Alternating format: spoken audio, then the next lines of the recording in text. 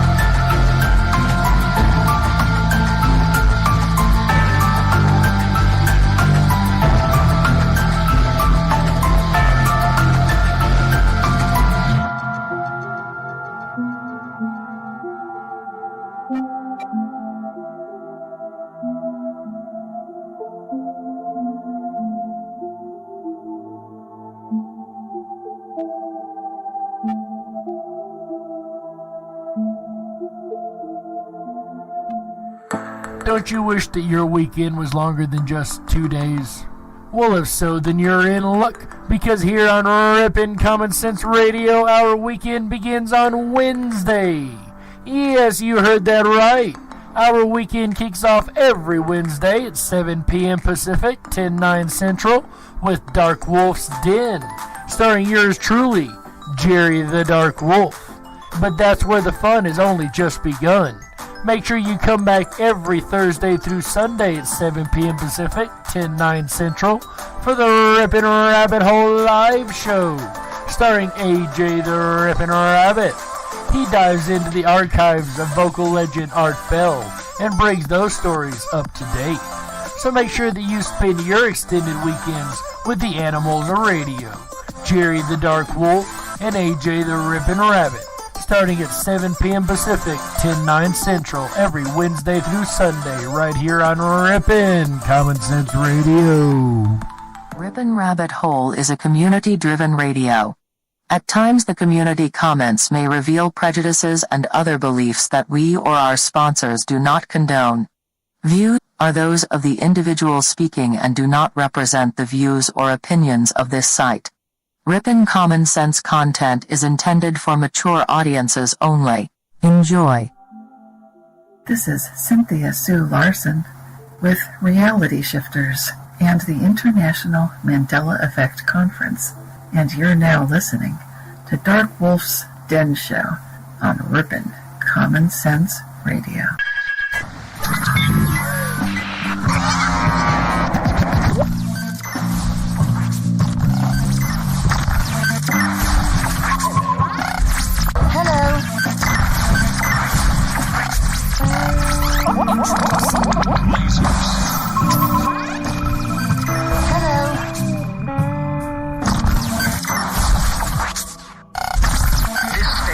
Now the ultimate power in the universe. This is your man Meta, aka Propagate This Light, and you're now listening to DarkWolf's Den.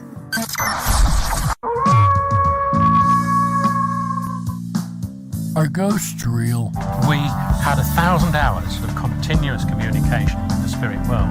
Does time travel actually exist? The laws of physics seem to be... Don't you? A 4-year-old boy in Adelaide, Australia, has told his parents that he used to be Britain's Princess Diana. What would happen if the world found out that aliens were real? I didn't say disclosure would be easy, but what is the alternative? To establish a space force as the 6th branch of the armed forces. We have so many questions and yet so little time, so to have you here, the pleasure is all mine. Coming to you from a secret mountain cave, hidden deep within the Idaho wilderness, this is the DarkWolf's Den Show. Now, here is your host, Jerry Hicks.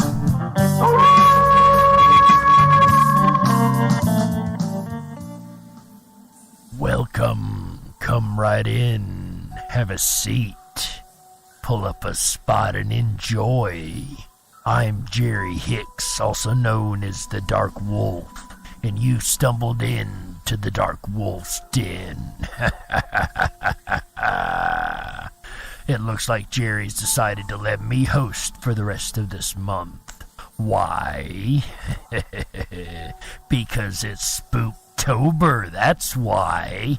That's right, ladies and gentlemen, tonight is Spooktober 14th, 2020, and tonight we're going to talk about those deep, dark, insidious, wicked, coffin-sleeping, blood-drinking creatures known as the vampire. Were they real? Did they really exist in history? Did they terrorize Europe for many, many years? Or could they still be existing to this day? You just sit right there and curl up, and we're going to discuss vampires, Spooktober 14th, 2020. But first, today in history. On this day in 1892, Arthur Conan Doyle publishes The Adventures of Sherlock Holmes, a collection of 12 stories originally published serially in the Strand magazine. And that is today's Today in History. And we all like to curl up with a good mystery every now and then, don't we? I know I very much do, especially if it's some Sherlock Holmes. What a brilliant mind indeed. Tonight, we're going to be talking about a very mysterious creature indeed. A creature that may have stalked the European countryside in the 1800s, or even earlier, perhaps. Yes, that's right. We're talking about that creepy, coffin-sleeping, blood-drinking creature known as the vampire.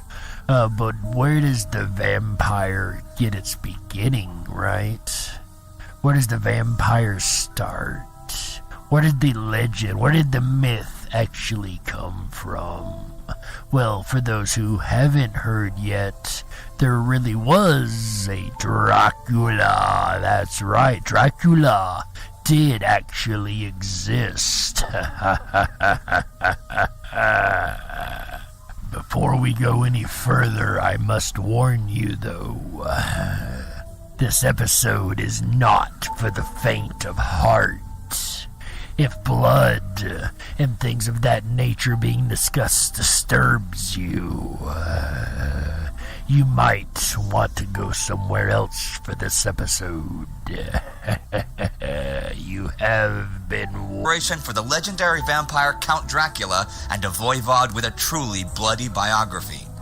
Vlad's father, Vlad, ruled Wallachia as the voivod, which was a prince or duke. Wallachia was at the time under Ottoman imperial control. Vlad was called Dracul, which meant devil or dragon. The title comes from the chivalric order of the dragon, which was kind of a who's who of Christian European monarchs of the 1400s, of which Vlad was a member. So first we have a dragon's connection here. That's interesting. But what is even more interesting is that it's from a club. The name itself is actually from a group.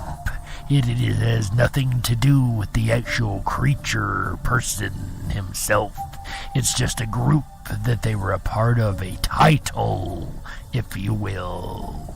Dracula means son of the devil or dragon. When young Vlad was just 11, he was taken hostage by the Ottoman Empire with his father and brother Radu. His father was released, but the other two remained in captivity for 7 years, learning much about their enemy. Near the end of this time, Dracula's father, who was at war with Hungary, was betrayed by the boyars, the aristocracy, and killed. The Ottoman Empire decided to send Vlad to his homeland to take the throne. The Hungarians were against this, though, and after just 2 months, Dracula fled to Moldavia, and his second cousin Vladislav then reigned. So he didn't immediately take the throne. Oh, but there's going to be a price to pay for that. After 7 years of that, those same Hungarians felt Vladislav was getting too friendly with the Ottomans, whose power was growing and who had recently taken Constantinople. So, Vlad got the throne again, and this time, he was not going to give it up, and it was time for revenge. Once again, I must warn you that this gets very, very disturbing. The Easter feast from 1457 is like something straight out of Game of Thrones. Dracula invited 500 boyars to that feast, seized them, and had them impaled. You are still alive when you're impaled. To impale someone is to stick a spike of wood through their entire body and allow them to hang there in whatever conscious state they may be in until the end comes. For a while. Because of this and his reign of terror, he got the name the Impaler. He also refused to pay taxes to the Sultan, stating that if he has to pay, the Ottoman subjects in his lands must remove their turbans. Of course, the Ottoman Empire and the peoples in the lands took not kindly to this. However, Vlad had an idea of how to change their minds. When they refused, Dracula had the turbans nailed to their heads. What an incredibly awful pain that would be, to have something like that literally nailed into your skull. That would be so incredibly bad. And it's things like this that really scare us in times like these seasons of Halloween and Spooktober. It's those little fears, those little things that we can empathize with that are really kind of the most scariest of them all. Those secret things, those things that are almost unspoken yet still scare us so deeply. The empire quickly responded. In the spring of 1462, Sultan Mehmed II and 200,000 soldiers attacked Islam. Dracula lost the battle. He then decided to burn the southern part of his country and poison the wells. He knew the Ottoman army quite well and tried to turn their invasion into a nightmare. He may have lost the original battle. Oh, but Dracula was a smart one indeed. If he couldn't beat them, he would make it the worst time they had ever experienced, and that he definitely did. Wallachian guerrillas staged sneak attacks on the enemy. Dracula dressed in Ottoman costume and organized a night attack that set fire to Mehmed's tent. In the morning, the Turks fought each other trying to find the imposter. Still, though, they marched on till they reached the capital. There they saw a forest of stakes with 20,000 rotting bodies impaled on them. It was real proof that Dracula was the son of the devil. Mehmed returned to his empire, and Dracula was betrayed by the Hungarians and captured by King Matthias Corvinus. I would say point for Dracula on that one. He did drive them back home. However, he spent 14 years in prison before being released on condition that he convert from Orthodox Christianity to Catholicism. Once on the throne again, he remained there for less than a year. One theory says that he was killed by his own men. Another that he was killed by an assassin. And what comes next brings such a fitting karmic irony to this incredibly dark story. His head was sent to Istanbul, where it was, you guessed it, impaled on a stake. And yes, once again, that is the real-life Dracula. However, he was not as immortal as the TV shows and media has made him out to be. However, as dark a creature as he was, there's actually become a very rich lore around the vampire. That's right. And a lore that goes back for a very, very long time. This is one of those creatures like the werewolf and like the many others that we've discussed on the show so far that goes across all of these different cultures around the world. From Dracula to Twilight, vampires have been a pervasive part of our pop culture for decades, and a part of folklore for centuries beyond that. From campfire stories to novels, films, comics, and more, vampires are a staple of the horror genre and have appeared in countless pieces of fiction. Although the image and common traits of vampires have varied and evolved over the years, it's hard to find someone that isn't familiar with at least the usual themes. And of course, we know the usual themes: the black cape, the long fangs for drinking the blood, the actual drinking of the blood, the classic themes that we would call a vampire. We all know those, right? But over time, these traits have grown as these stories have carried through the cultures and the histories of man. It is startling to see just how many ancient civilizations possessed folklore of some sort of creature akin to a vampire, from the Persians to the Jews and the Egyptians. The myths surrounding these creatures varied wildly, of course, with some also having traits in common with other horrific creatures, like zombies, but the theme of an undead monster or a spirit drinking the blood of the living pervaded many different cultures. And we'll get into the the actual blood drinking in the second half of the show. But just think about it. Maybe that has to do with the fact that the blood is our life force, right? Perhaps it is the idea that to take on another's blood is to take on the life force of another, to gain the amount of years they would have had. Perhaps that is the actual underlying lore of this myth. If it is a myth. Some of the myths mention the creature preferring to drink the blood of newborns or of pregnant women, and other myths mention the ability for the creature to change its shape in order to attract or charm their victims. Our creatures of the night is the ability to shapeshift, to change their form into any other form that they would like. Sometimes it's the form of animals. With vampires, of course, it's the form of bat. That's right, vampires used to turn into wolves. I bet you didn't know that. And of course, we hear of many other creatures that turn into others, like the werewolf from human into wolf also. Or like the skinwalkers, of course, from the Indian lore. From the Native American lore, I should say. They would change into any form that they like. Of course, wolf being a preferred form for a lot of them. Why is all the dark creatures of the night like wolves? Well, we are the dark wolf, aren't we?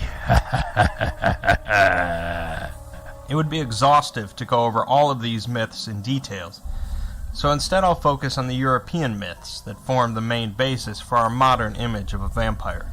And of course, the classic cape-wearing, fang-bearing, blood-drinking, bat-turning vampire that we all think of is, of course, based on the original European lore vampires. This is where we in the United States get our ideas of the vampire.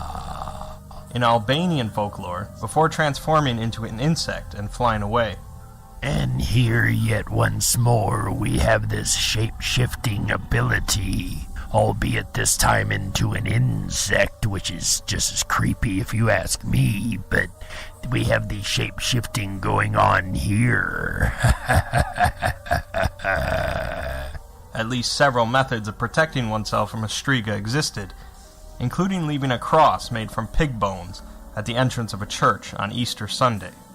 So apparently the cross was in the lore very early on. It's interesting that this cross is made out of pig bones. In Iceland, they had the myth of the Draugr, an undead creature that retained a physical body and either remained near their burial place to protect their treasures from thieves, or roamed the earth to harass and kill the living, turning them into more Draugr. And as we know, the common vampire bite will turn another into a vampire if they do not drain them of all their blood first. If a corpse was suspected to be a Draugr, they would often be decapitated or staked down in their grave to pin them in place. And once again, we'll get into more of how to take care of a vampire in the second half, as well as the many ways across history that this has been performed. In more modern Greek folklore, there are the Vrikolakas, which, despite actually meaning werewolves, have more in common with vampires. Sound of these eerie, dark creatures of the night. Like many of these myths, these creatures would have bloated and swollen forms with a purplish complexion. It was believed that one could become a Vrikolakas after death due to a sacrilegious way of life, a burial in unconsecrated ground, excommunication from a church, and other unholy acts.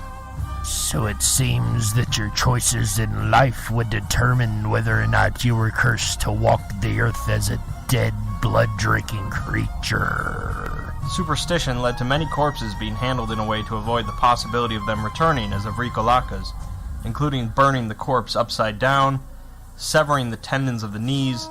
To more of the real-life stories of those in the second half of the episode. Of course, Romania had many myths related to vampirism, such as the Moroi and the Strigoi. And Romania and Transylvania is where we get most of the classic Dracula myths, of course. The Moroi were thought of as a lesser or weaker form of a Strigoi, but were still dead monsters that rose from the grave to sap energy from the living. Little information is known about the folklore of the Moroi, overshadowed by the more popular Strigoi. Many of the common traits that we associate with vampires can be seen in the Strigoi myths, including blood-sucking, supernatural abilities such as super strength, speed, senses, and shape-shifting, and the concept of putting a stake through their heart to kill them. It was believed that a person could become a Strigoi, either in life or in death, through a number of means, including living a life of sin, committing suicide without being married, being cursed by a witch, or by being the seventh child of the same sex in a family. And once again, we find curses combined together there as different ways to create a vampire. Red hair was often seen as a bad sign, and superstition was rampant in the region. In fact, superstition and fear were so widespread throughout parts of Europe during the 18th century that a mass hysteria over vampirism broke out, as a frenzy of alleged vampire sightings and attacks were recorded. Perhaps it wasn't superstition at all. Perhaps there really were vampires that were escaping their graves and tormenting the people of the 1800s in Europe. Or perhaps it was just mass hysteria after all. But then again, in the second half, we're going to hear from some real-life vampires. So who's to say that even then, there weren't creatures of the night that did exist, that may very well have been terrorizing this little town? Or perhaps it is just as common sense suggests. It is just superstition and mass hysteria. Many graves were dug up during this time so that the corpses could be examined or staked down. And despite many scholars vehemently reporting, it's always good to know that there are open-minded scholars that are not as dogmatic as most. Even today we find that to be the case, don't we? There are most scholars that will hold dogmatically to their beliefs. And then there are those that will truthfully be open-minded about things and look at things in a completely different way. Those willing to have the discussions of the paranormal. Those are my kind of scholars. Controversy finally stopped when the Empress of Austria sent her personal physician to investigate the situation, leading to her banning the practice of opening graves and desecrating corpses, with other countries following. Despite this, of course, superstition continued to exist regarding vampires. Or perhaps they finally staked all the vampires. And that brings us to the most influential piece of vampiric literature in history, Dracula, and its writer, Bram Stoker. The novel was published in 1897, and invasion literature was highly popular among fans of British fiction, which was the concept of Britain being invaded by outside forces, often fantastical. Stoker spent 7 years researching stories and folklore related to vampires throughout Europe, incorporating various myths into his concept of a vampire, but also took inspiration from his friend, actor Sir Henry Irving, to give Dracula a gentlemanly flair.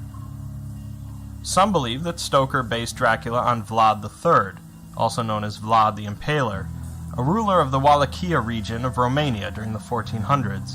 And, of course, we briefly touched on Vlad the Impaler's story earlier in the episode. Stoker took the name Dracula for his book, but apparently knew little about Vlad III, and it's unlikely he based the character off of him, although there are similarities. Count Dracula from the novel, of course, exhibits many of the traits that we associate with classic vampires, including shape-shifting into bats, wolves, or mist, the strength of 20 men, has no reflection in a mirror and casts no shadow, has powerful hypnotic abilities, is largely immortal, and possesses weaknesses to sunlight, garlic, religious symbols, and running water. Of course, Dracula also possesses the ability to bite an individual in order to turn them also into a vampire, albeit one largely under his control. The location of Count Dracula's castle in Transylvania forever linked the region with vampirism in modern fiction. The book was not a massive success upon release, but was praised by critics at the time, and Stoker died a poor man. Although Dracula was not the first novel to feature vampires, it would go on to become the most well-known, largely due to cinema. Dracula has been featured in more films than almost any other character, except for Sherlock Holmes, and this began in 1922 with a silent film known as Nosferatu, directed by F.W. Murnau. Nosferatu was a German production and changed the setting of London from the novel to Germany, among other changes.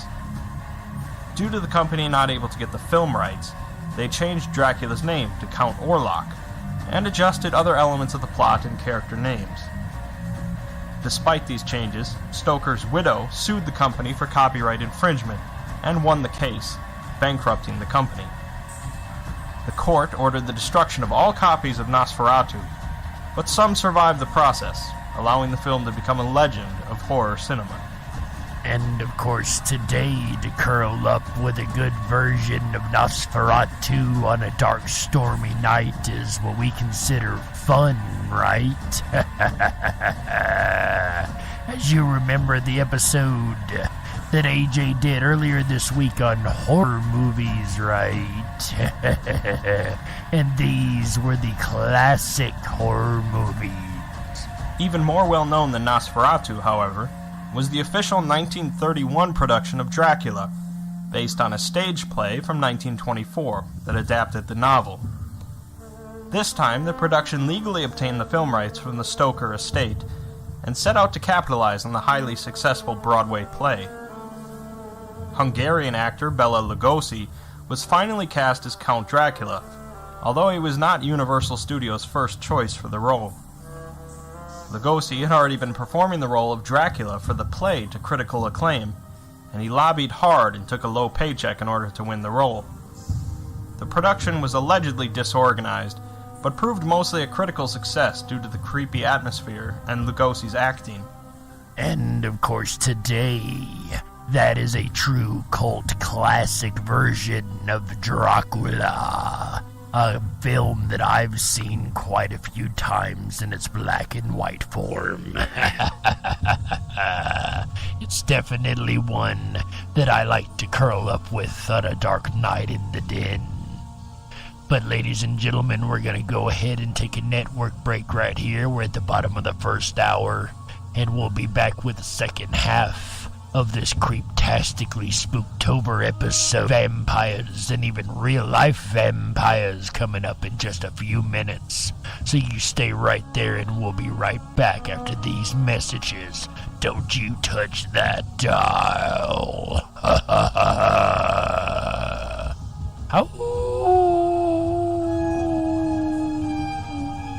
We gotta stoke the fires and run off the men in black. Don't touch that. Sex in the city? Nope. Interview with a vampire? Nope. If you build it, they will come? Febreze? Tweeze in the middle? Wrong again. Depends. Nope. Welcome to the Twilight Zone, my friends. A phenomenon known as the Mandela effect. You may have heard of it. You may want to not neglect unbecoming, awake, and spiritually inclined. So sit back, relax, while I blow your mind. Take the thumb off the cell, stop following the sheep. Down the rabbit hole we go. Are you ready for that leap? The Zapruder film, #JFK. I looked at the footage and I said, what the hey? How come there are 6 people in that dang car? Stretch limo, for me, this was all too bizarre. A glass behind the driver, no way, Jose. I remember in the car, my mind was in total disarray. Trying to make sense of what I was seeing, what I was witnessing. Didn't connect with my inner being. A second woman in the car for me was only the first lady. Do you smell what the rock is cooking? All this seemed kinda shady. Berenstein Bears. Nope. Shazam? Sinbad? Not in this reality. Good lord. An awakening. Was it all a revelation? The naysayers and skeptics call it confabulation. They say you misremembered and call us bat crazy. Did you smoke a doobie? Maybe that's why it's a little bit hazy. Unless you experience it, you'll never know. But enough of that. On with this Mandela effect flow. Mandela effect in the house. What in the world happened to Ed McMahon? In this reality, Publishers Clearinghouse was not a fan. Never the spokesperson, but we remember it clear as day. McMahon holding that check while the winner yelled out, yay! American Family Publishers, never heard of them until now. This Mandela effect has me raising the people's eyebrow. So many theories on what it could be. Have you ever heard of CERN and the LHC? Luke, I am your father. Nope. Sally Fields? Nope, wrong again. That stands for the Large Hadron Collider. I thought it would mention, you know, the machine that opens up portals into different dimensions. You're probably thinking that this is all science fiction, but you gotta think outside the box and have no restrictions. Alternate realities and parallel dimensions. Okay, I get some of your apprehensions. Could this all be a spiritual evolution? Cause the human race has grown tired of this toxic pollution. Mandela effect in the house. Crazy. Some people, they just don't understand. That's just the way it is. You know? Stay strong, my friends. That's just the way it is. Dolly has no braces? Are you serious? Good lord. Joel Osteen. So what the heck happened to the owl? Oh my gosh. Oh, this is definitely the Twilight Zone. This is crazy. Oh yeah, this is truly crazy. The crazy month of Spooktober. It's here, right here on the RippinRabbitHole.com. If you're enjoying tonight's look of Jerry Hicks and the Darkwolf's Den Show with a look at vampires, please make sure to thumb up that video, hit that subscribe button, and ring that bell. You'll get our notifications every time we go live. We're here every Wednesday, Thursday, Friday, Saturday, and Sunday nights, bringing you the very best of Common Sense Radio, the Rippin' Rabbit Hole. Jerry Hicks and the Darkwolf's Den will return again tomorrow night with his new night on a Thursday night of the Darkwolf's Den Show. That's right, Jerry kicks off the weekends both Wednesday and Thursday nights now. Join him tomorrow starting at 7 p.m. Pacific, 10/9 Central as the Darkwolf Den Show. Howls at Dark Fairy Tales. It's going to be a fun evening as Spooktober continues. Right here on the very best of Common Sense Radio, the Rippin' Rabbit Hole. Then I'll return October 16th, Friday night, my father's birthday, for a look at haunted hotels. Then Saturday, October 17th, we'll explore the rabbit hole of graveyards together. And then Sunday, the 19th, we'll end it out with a journey of rabbit holes continue to twist all the way through to Sunday night. All shows start at 7 p.m. Pacific, 10/9 Central. Make sure to mark your calendars. Be here or be square. As makes its way on towards the end of the month, of course, Halloween, October 31st, our special tribute to the late, great Art Bell with Ghost to Ghost. We're going to do a full night of open lines and some of the scariest ghost stories you've ever heard. Halloween night, Saturday, October 31st, starting at 7 p.m. Pacific, 10/9 Central. I'm excited. I'm looking forward to Ghost Halloween night. So if you have a ghost story, something that you'd like to share with us on air that night, get it ready. Start preparing exactly how you're going to tell it. I'll find all the background music, and it's going to be fun and spooky Halloween night as we end out October together. Maybe Jerry Hicks will be available that night. I don't know. Maybe he and I could do a co-hosted live Ghost to Ghost. How about that? Put a 1 in the chat room if you'd like to see that happen. Speaking of Jerry and the Darkwolf's Den Show, we're going to return back now to vampires this Wednesday, October 14th, 2020, as the Darkwolf's Den Show and Jerry Hicks howls at vampires. Stick around, a lot more to come. Are you ready for the ultimate Halloween experience? This year, with all the social distancing taking place, Halloween, contrary to popular belief, has not been canceled. I repeat, Halloween has not been canceled. The Rippin' Rabbit Hole is proud to sponsor a unique virtual Halloween event taking place October 15th through the 31st exclusively at ourtrickortreat.com. That's O-U-R, trickortreat.com. Sign up and knock on virtual doors for 17 days straight to win a variety of prizes from national, state, and local sponsors. Check out ourtrickortreat.com for the ultimate Halloween experience this year. If you were meant to be controlled, you would have come with a remote, but you didn't. And that's why you listen to the Darkwolf's Den Show. Now, here is your host, Jerry Hicks. That's right, I am Jerry Hicks, also known as the Dark Wolf, and welcome back to the second half of the Darkwolf's Den Show. Whether you're on the edge of reality, the edge of the galaxy, the edge of your seat, or anywhere in between, we're glad you chose us to be right there with you. Tonight, ladies and gentlemen, we're talking about those creepy, crawly creatures called vampires. That's right, those dirty, blood-sucking animals. And, you know, we've heard in the first half a lot of folklore, a lot of mythology surrounding these creatures of the night.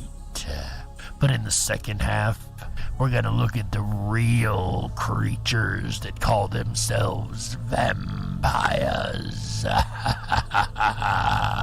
That's right, there are those out there that walk the streets today that claim to be real-life vampires. My name is Balthazar Shani-san.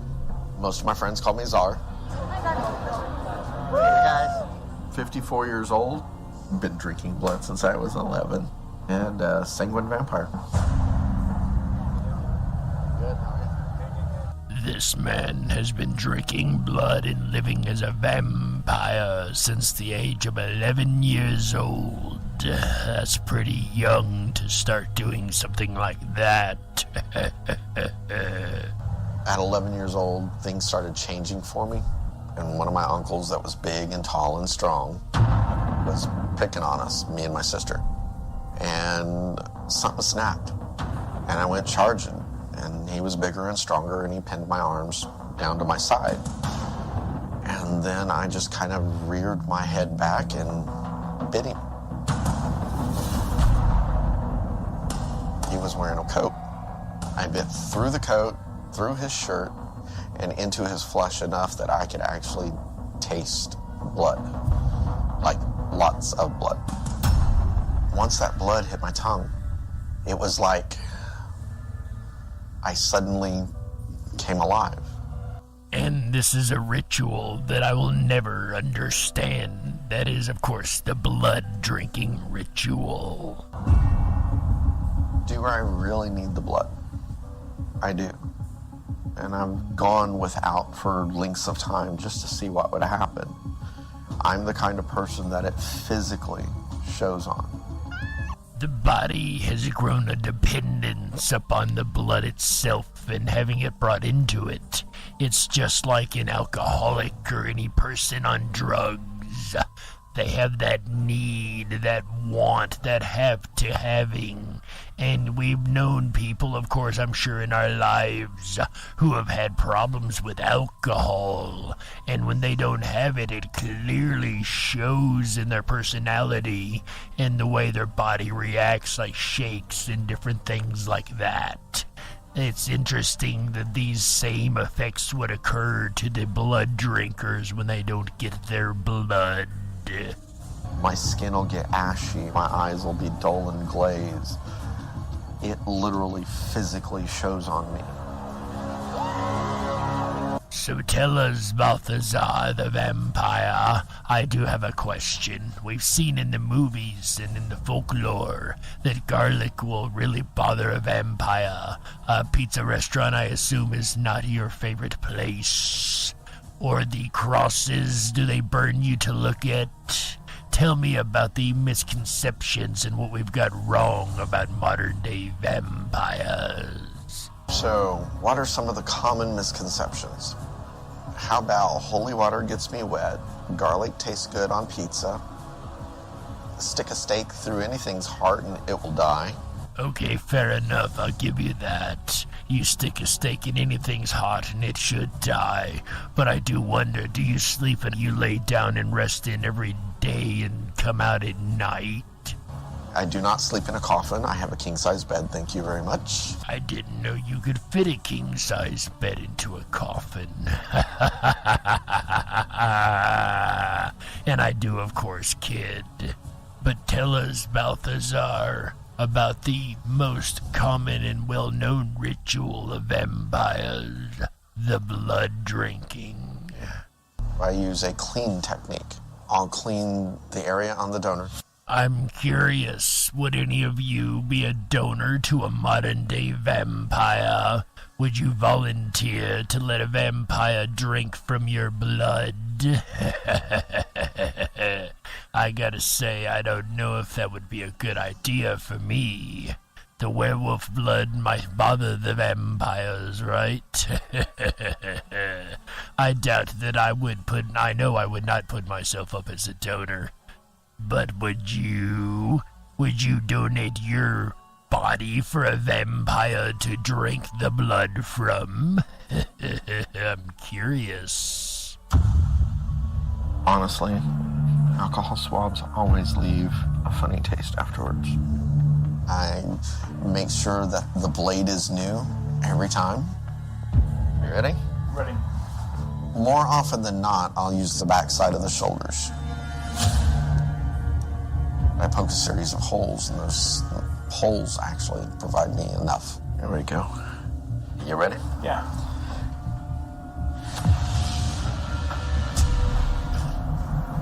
That's not bad. Sweeter taste. Even getting fatty acids again. Oh, that's good. I can tell when people are a little bit low on their magnesium and potassium. I can tell when they're not getting enough fatty acids. And because of the flow, I can also tell if they're not drinking enough. Once again, would you be a donor for the vampires? This wolf would not. That is not up my alley at all. And just in case drinking blood sounds like it might be up your alley, just a fair precaution before you go down that road. Is it safe to drink blood? With so much interest in vampires these days, you may be wondering, can humans safely drink blood? It's okay to drink a little blood. I'm talking just a few teaspoons, if the blood doesn't have any pathogens, such as blood-borne diseases. But if you drink too much, you could be in trouble. Blood is rich in iron, And because the human body has difficulty excreting excess iron, drinking too much blood can be toxic. That's not to say we don't need iron. It's an important part of hemoglobin, which helps red blood cells deliver oxygen from the lungs to the rest of the body. And I guess it's just like most other things in life. Moderation is the key. But too much iron can lead to an iron overdose. There's even an inherited condition known as hemochromatosis, which causes the body to absorb more iron from food than usual. This iron slowly builds up in the body and can damage a person's tissues and organs, especially the liver. It can even lead to death. Luckily, hemochromatosis is manageable if it's caught early. People with the condition simply have to donate blood, which helps offload extra iron. Well, as good as it is that there is a cure of some type for people like that, I'm not a big fan of needles and donating blood, so that would not be a good thing for this wolf. Unlike humans, some animals can digest blood without getting iron poisoning. The vampire bat needs a huge amount of iron for its own blood, and then it's able to secrete the excess. But because humans are not vampire bats, drinking too much blood is a bad idea because we didn't evolve to have iron extracting mechanisms in our bodies. Drinking blood, just another one of life's little mysteries. A mystery indeed. To me, it's a mystery why anybody would want to drink of the blood of another. I know some find it entertaining and others find it very enhancing in one way or another. But I had an incident when I was younger. I had a surgery in my mouth, on one of my teeth, on some of my teeth. And I ended up swallowing what I thought was spit for a long time, like a couple of hours.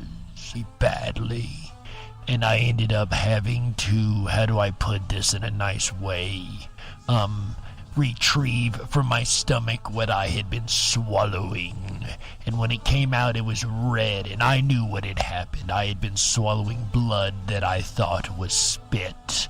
Of course, that set my stomach in a very bad position, so I could only imagine drinking blood on a normal basis. My stomach would be turned so badly.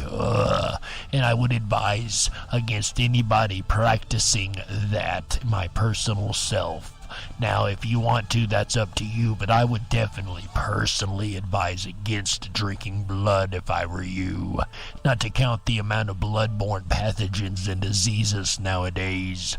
Definitely not something that I would want to take the risk on. What about you? But you know, it just takes a little common sense, right? Vampires, yes, there are real vampires that walk the earth. They don't transform into wolves and bats like the olden vampires, at least not to the best of my knowledge. But with a little common sense, we can see that there are just people on this earth that practice the old vampiric traditions, and whether it's a curse or a blessing, in the end, ladies and gentlemen, you be the judge.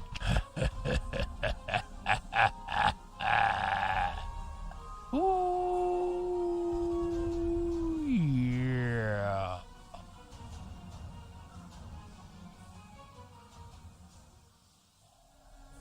We got to close it out. That's right. That's it for this episode of the DarkWolf's Den Show for Wednesday, Spooktober 14th, 2020. I hope everybody's enjoyed this little romp through the wild world of vampires. But don't you worry, this episode may be over, but we now have Wednesday and Thursday nights on the Rippin' Rabbit Hole. That's right. We will be back on the air again tomorrow night, talking about dark fairy tales. That's right. What are the origins of the fairy tales that you grew up with? Or perhaps even the nursery rhymes? We'll find out how dark these origins really are.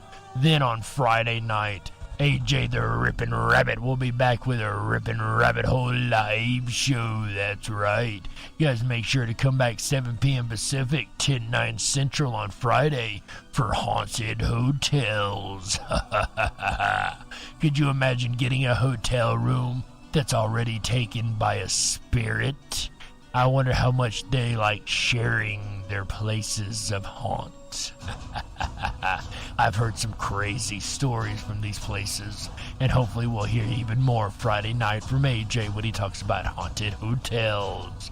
Then on Saturday night, graveyards. Did you ever do rituals in a graveyard? Maybe play games as a kid? They're such a creepy place. And we'll find out just how creepy they are on Saturday night. Then on Sunday, Into the Woods. One of my favorite places. What kind of creepiness lies in the woods? What kind of things has man not yet figured out that are hiding and lurking in those wooded areas? AJ will discuss that on Sunday night, and that will close out this Spooktober weekend of topics. May I highly suggest to you that you go over to the rippinrabbithole.com. That is RIPONRABBITHOLE.com. That's my favorite hangout over there. Over there you're going to find the 24/7 backstage lounge. That's right. Scroll about halfway down that page and select the VIP entrance. You're going to have to select your microphone and camera, but you can turn that off the moment you get inside. Ladies and gentlemen, that's it for me tonight. I hope everybody's enjoyed this amazing episode of creepiness and bats and vampires. That's right, ladies and gentlemen. Until next time, and on behalf of AJ the Rippin' Rabbit and everybody involved with making this show the amazing hit that it is, we thank you so very much. And on behalf of Rippin' Common Sense Radio, we thank you for being here. And remember always, stay awake, but dare to dream. Good night, everybody.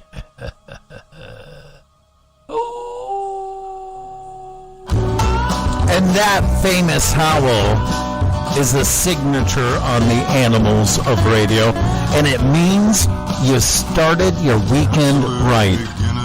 Give yourselves a round of applause for being smart enough to be here. Hi, everyone. It's AJ, the Rippin' Rabbit.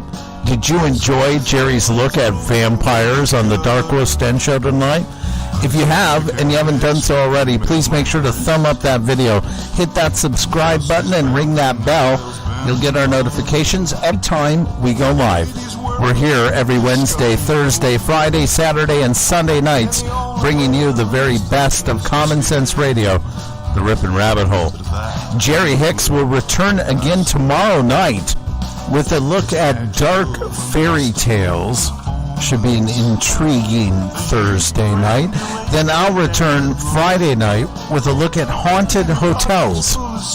We're going to look at all the spooky stories of haunted hotels all across the world.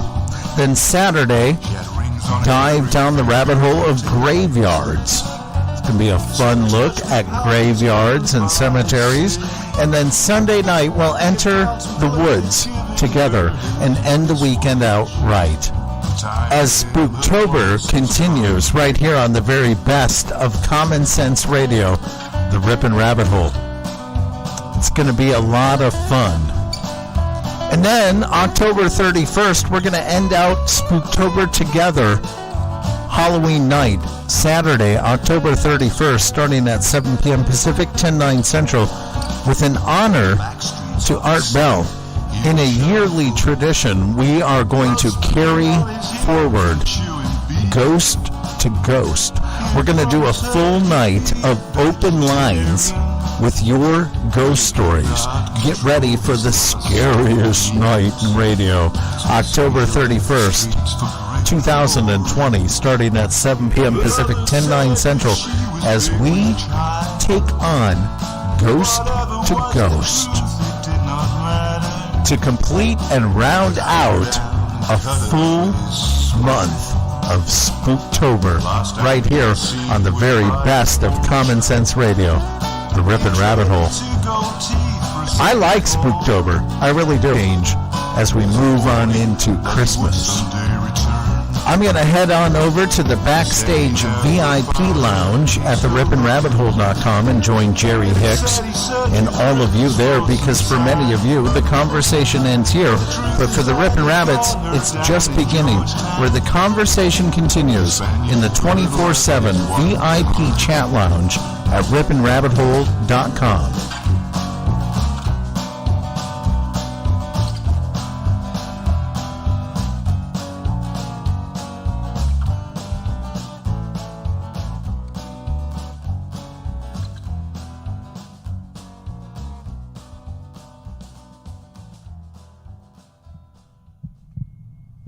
Are you ready for the ultimate Halloween experience? This year, with all the social distancing taking place, Halloween, contrary to popular belief, has not been canceled. I repeat, Halloween has not been canceled. The Rippin' Rabbit Hole is proud to sponsor a unique virtual Halloween event taking place October 15th through the 31st exclusively at ourtrickortreat.com. That's O-U-R, trickortreat.com.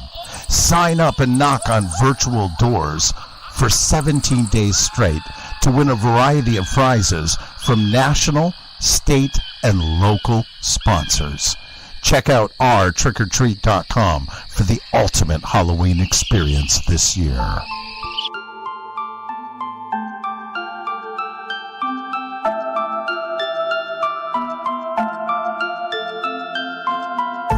I'm lost and into the dark. Some things are better left unknown. And I'll never find you here, 'cause no one's ever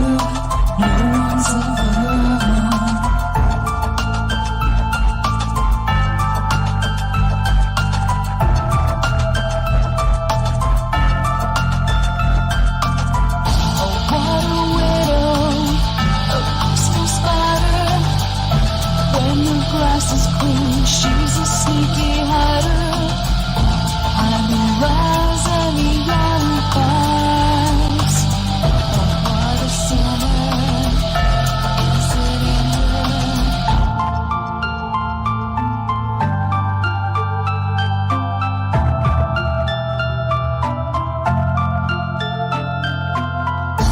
What's the truth in this riddle? Is love really just this simple? I can't seem to find my way in this world that never stays.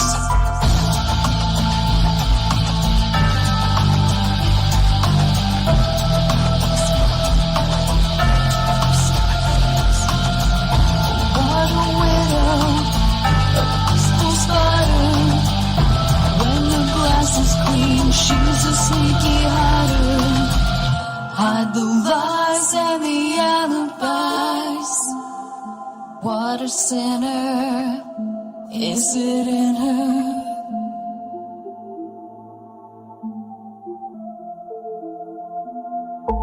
Is this real? Just illusion. I'm lost in wonderland, confusion.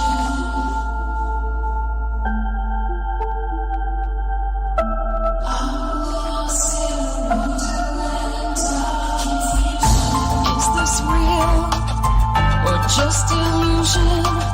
Manifestation or a dark delusion?